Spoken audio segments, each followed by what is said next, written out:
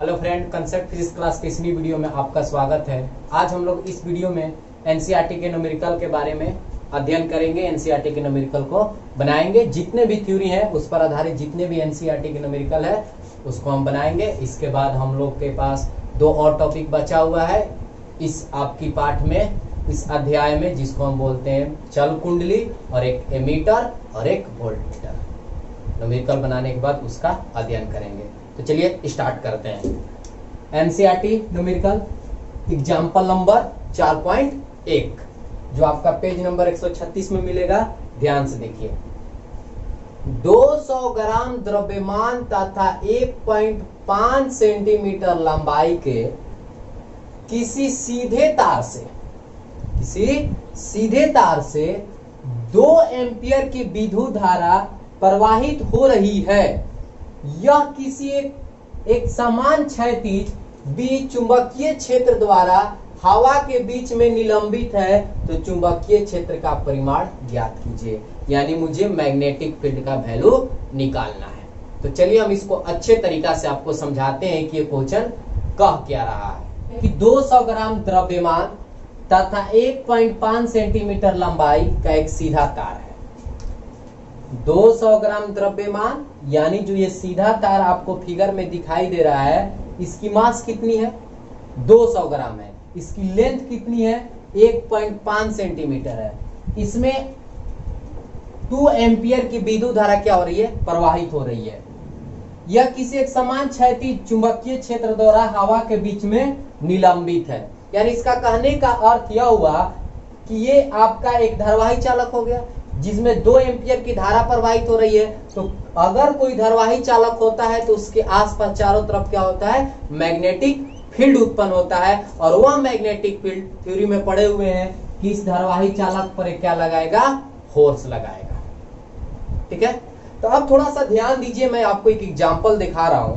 जैसे मेरे पास ये मार्कर है, अगर मैं इसको अपने हाथ से पकड़ा हुआ हूं तो ये विराम की अवस्था में है। इसका कहने का अर्थ यह हुआ कि नीचे से पृथ्वी की तरफ से एक फोर्स लगती है, जिसके चलते पृथ्वी किसी वस्तु को अपने सेंटर की ओर का क्या करता है? खींचता है।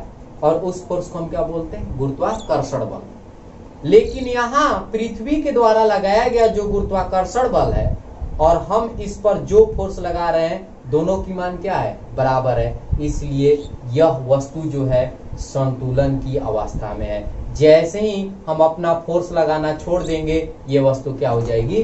गिर जाएगी। तो ये हवा में निलंबित है। इसका कहने का अर्थ यह हुआ कि नीचे की ओर पृथ्वी के द्वारा एक फोर्स लग रहा है। कौन सा फोर्स? mg भार बल। W बराबर क्या होता है? mg। कोई दिक्कत? तो mg फोर्स नीचे की ओर लग रही है और ये हवा में निलंबित है, यानी संतुलन की अवस्था में। इसका कहने का अर्थ यह हुआ कि चुंबकीय क्षेत्र द्वारा जो फोर्स लग रहा है, ये किधर लग रही है? ऊपर की ओर लग रही है। और कितना लग रहा है? तो जितना इसका मान है उतना ही mg का मान है। मैं अभी बताया, जितना मैं इस पर फोर्स लगा रहा हूं उतना ही बल से अगर पृथ्वी खींचती है तो ये वस्तु किस अवस्था में रहेगी? संतुलन की अवस्था में रहेगी। मुझे इतना तो पता चल गया कि जो चुंबकीय क्षेत्र द्वारा इस धारावाही चालक पर जो फोर्स लग रही है वो किधर लग रही है? ऊपर की ओर लग रही है। तो हमें ज्ञात करना है कि चुंबकीय क्षेत्र का मान कितना होगा। तो सबसे पहले हम चुंबकीय क्षेत्र की दिशा को पकड़ लेते हैं। यानी चुंबकीय क्षेत्र की दिशा क्या होगी? तो देखिए, ये एक कागज का तल है, ठीक है, और इसमें करंट इस प्रकार फ्लो हो रही है इस धारावाही चालक में। तो चुंबकीय क्षेत्र की दिशा ज्ञात करने का एक सिंपल सा रूल है कि जिधर करंट फ्लो करती है उधर हमें क्या करना होता है? सभी उंगली करना होता है, अंगूठा करना होता है। और जहां हमें चुंबकीय क्षेत्र ज्ञात करनी होती है उधर हमें क्या करनी होती है? सभी उंगली करनी होती है। अगर हथेली अंदर आता है तो चुंबकीय क्षेत्र की दिशा को हम क्रॉस से दिखाएंगे, हथेली बाहर आती है तो डॉट से दिखाएंगे। मैं मान लिया कि मेरे पास यहाँ एक पी पॉइंट है, ठीक है, मान लेते हैं कोई यहाँ पॉइंट है और इस पॉइंट पर मुझे चुंबकीय क्षेत्र का मान निकालना है। तो करंट गई इस प्रकार, अंगूठा दिखा दिए इस प्रकार, ठीक है। और इस पर अगर हमें ज्ञात करना है तो हथेली कहाँ आएगी, अंदर की ओर। बात समझ पा रहे हैं, कहाँ आएगी, अंदर की ओर। तो इस कागज तल पर जो चुंबकीय क्षेत्र की दिशा है वो किधर होगी, अंदर की ओर होगी। इसलिए मैं किससे दिखा दिया, क्रॉस से दिखा दिया। यानी इस कागज तल पर चुंबकीय क्षेत्र की दिशा कहीं भी निकालिएगा तो कहाँ आएगा, अंदर की ओर आएगा, ठीक है। तो अब यहां से हम इसके मान को क्या करते हैं, निकालते हैं। तो देखिए क्या दिया हुआ है, 200 ग्राम, यानी m बराबर आपका दे दिया 200 ग्राम।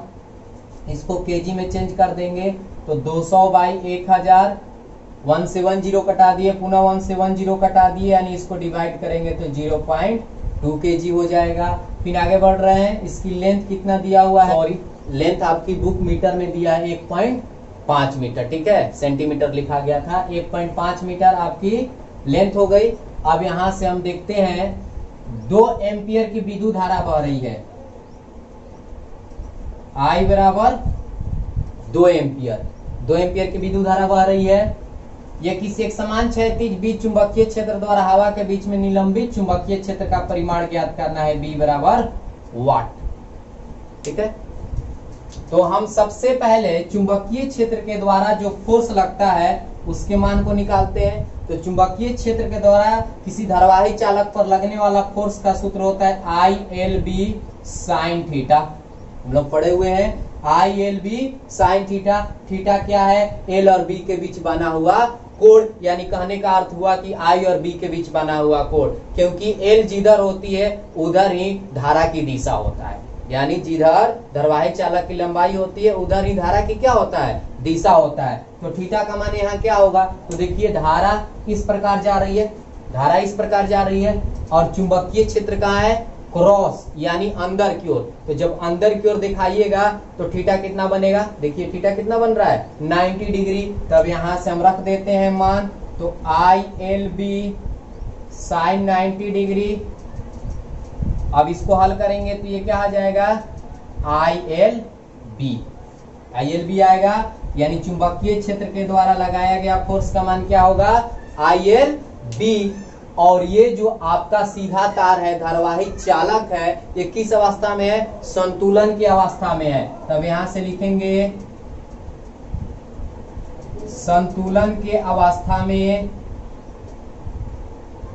संतुलन के अवस्था में। तो क्या हो जाएगा, संतुलन की अवस्था में कहने का अर्थ यह हुआ कि नीचे जो फोर्स लग रही है और ऊपर जो फोर्स लग रही है, दोनों का वैल्यू आपस में क्या है, बराबर है, तभी संतुलन में होगी। तो mg बराबर क्या हो जाएगा, m का मान कितना रखेंगे, तो 0.2 रखेंगे, g का मान 9.8 होता है, जिसको हम बोलते हैं गुरुत्वीय त्वरण, और f का मान कितना आया है, ILB आया है।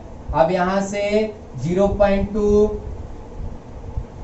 मल्टीप्लाई 9.8, अब I का मान रखते हैं, I का मान कितना है, 2 एम्पियर की धारा बह रही है, L का मान कितना है 1.5, और B का मान मुझे क्या करना है, निकालना है। तब यहां से B बराबर क्या हो जाएगी, 0.2 गुने 9.8 अपॉन, ये मल्टीप्लाई है, इधर ला दिए डिवाइड हो गया 1.5।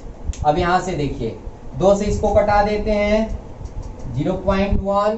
अब यहां से हो जाएगा आपका 0.1 गुने 98 बटा में 15, क्योंकि इसका दशमलव कैंसिल कर दिए 9.8 में, और 0.1 से क्या करेंगे, गुना करेंगे। तो 9.8 में अगर 0.1 से गुना करते हैं तो ये हो जाता है 9.8, अब बटा में हो जाएगा ये 15, और जब इसको डिवाइड करेंगे 9.8 में और 15 से डिवाइड करेंगे तो आ जाएगा 0.65 टेस्ला।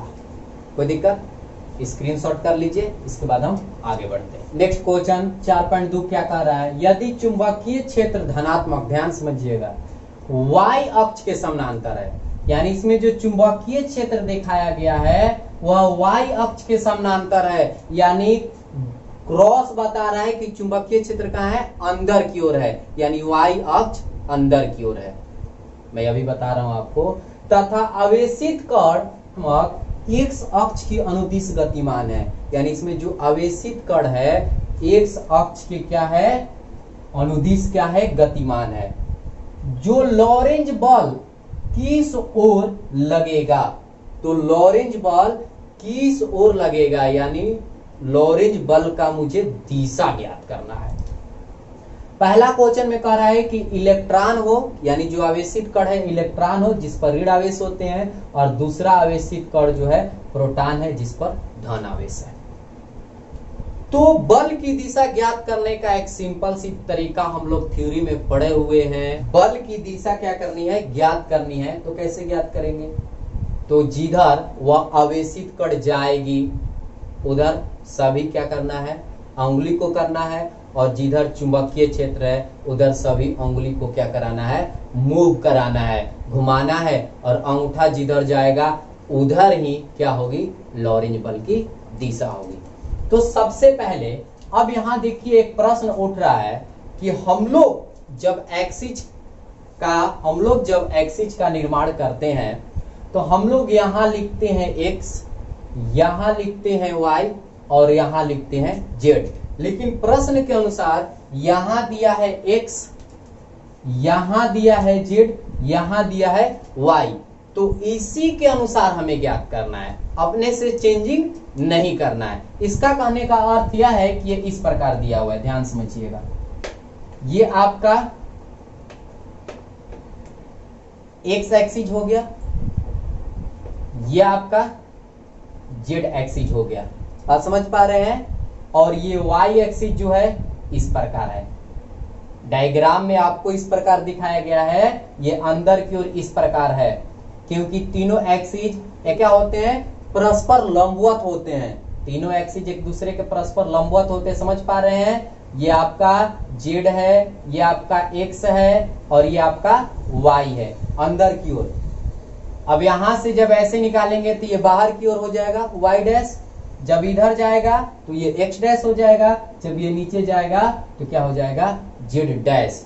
यानी डैश पर क्या होता है, निगेटिव होती है, दर्शाते हैं ना एक्सिस को। तो अब ध्यान समझिएगा, पहला क्वेश्चन कह रहा है कि इलेक्ट्रॉन केवल आपको दिशा बताना है, कुछ करना नहीं है। देखिए इलेक्ट्रॉन के पास कैसा चार्ज है, कैसा चार्ज है, ऋण आवेश। तो देखिए ध्यान समझिएगा, जब इलेक्ट्रॉन के पास ऋण आवेश है तो ये जो कण है वह एक्स अक्ष के अनुदिश क्या कर रहे हैं, गतिमान है, क्वेश्चन कह रहा है। लेकिन जब ये ऋण आवेश होगा तो इसके विपरीत जाना होगा आपको, क्योंकि ऋणात्मक इधर आती है ना। तो आवेशित जो कण है इलेक्ट्रॉन जिस पर ऋण आवेश है ये इधर आ रहा है, x डैश की ओर से, इधर आ रहा है x डैश की ओर v वेग से। और चुंबकीय क्षेत्र कैसा है, y अक्ष के समानांतर यानी अंदर की ओर। तो लॉरेंज बल किधर लगेगी, तो ध्यान समझिएगा क्या करना होता है कि सभी अंगुली को जिधर आपकी आवेशित कण जाएगी, जिधर धारा जाएगा उधर करना होता है। और चुंबकीय क्षेत्र हमें क्या करना होता है, चुंबकीय क्षेत्र की ओर सभी अंगुली को मूव कराना होता है। तो चुंबकीय क्षेत्र कहाँ है, अंदर की ओर है। तो जब चुंबकीय क्षेत्र को हम मूव करा रहे हैं तो अंगूठा किधर आएगा बताइए, जब चुंबकीय क्षेत्र को हम ऐसे मूव कराएंगे, ध्यान समझिएगा, सभी अंगुली को कर दिए इधर, यहां से देखिए ये आपकी v वेग से जा रही है, v वेग से, और चुंबकीय क्षेत्र आपका कहाँ है, अंदर की ओर है, ठीक है। तो जब ऐसे गया और यहां से अंगुली को मूव कराइएगा इस प्रकार, तो अंगूठा किधर आएगा, ध्यान समझ पा रहे हैं आप, अंगूठा किधर आएगा, नीचे की ओर। तो जब ये नीचे की ओर आएगा यानी लॉरेंज बल इधर लगेगी F, तो बताइए किस एक्सिस पर लग रहा है, Z एक्सिस पर, किधर, नीचे की ओर। तो हम इसका आंसर क्या बताएंगे कि जो इलेक्ट्रॉन है, जो ऋण आवेश है, उस पर जो लॉरेंज बल है वह जेड अक्ष के अनुदिश तो लग रही है, लेकिन किधर लग रही है? नीचे की ओर। तो हम इसका आंसर लिख देंगे माइनस जेड अक्ष के अनुदिश। इधर क्या होगा? माइनस होता है ना, इधर क्या होता है? माइनस होता है। तो इलेक्ट्रॉन जो है आपका आवेशित कण, जिस पर ऋण आवेश है, उस पर लॉरेंज बल कहां होगा? नीचे की ओर, यानी माइनस जेड अक्ष के अनुदिश। अब देखिए दूसरा क्या कह रहा है? प्रोटॉन जिस पर धन आवेश है, तो ये तो इस प्रकार जाएगा, और चुंबकीय क्षेत्र कहां है? अंदर की ओर है। तो यहां अगर मुझे इस प्रकार अंदर की ओर है, देखिए इस प्रकार जा रहा है, इस प्रकार जा रहा है, और चुंबकीय क्षेत्र अंदर की ओर है, हम क्या करेंगे? जिधर चुंबकीय क्षेत्र होता है उधर सभी अंगुली को क्या कराना होता है? मूव कराना होता है। थ्योरी में हम लोग पढ़े हैं। तो इस भी वेग से गया, सभी अंगुली को लेकर गए, और चुंबकीय क्षेत्र आपकी अंदर की ओर है, तो हम अंदर से अंगूठा को इस प्रकार सभी अंगुली को क्या किए? ऐसे लेकर गए, और सभी अंगुली को इस प्रकार घुमाए। तो जब सभी अंगुली को इस प्रकार घुमाइएगा तो अंगूठा किधर आ रहा है? देख लीजिए, अंगूठा किधर आ रहा है? ऊपर की ओर। तो जब अंगूठा ऊपर की ओर आएगा तो किस अक्ष के अनुदिश होगा? जेड अक्ष के अनुदिश। तो दूसरा क्वेश्चन में जो प्रोटॉन है उस पर जो लॉरेंज बल लगेगी जेड अक्ष के अनुदिश, कहां लगेगा? ऊपर की ओर। तो इसलिए इसको हम क्या लिखेंगे? पॉजिटिव। और ये नीचे की ओर लग रहा है जेड अक्ष के अनुदिश, इसलिए इसको हम लिखे हैं निगेटिव। कोई दिक्कत? मुझे यही बताना था कि लॉरेंज बल की दिशा क्या होगी। तो आई होप आपको समझ में आ गया होगा। तो स्क्रीनशॉट कर लीजिए। इसके बाद हम नेक्स्ट न्यूमेरिकल का अध्ययन नेक्स्ट वाले वीडियो में करेंगे। Thank you.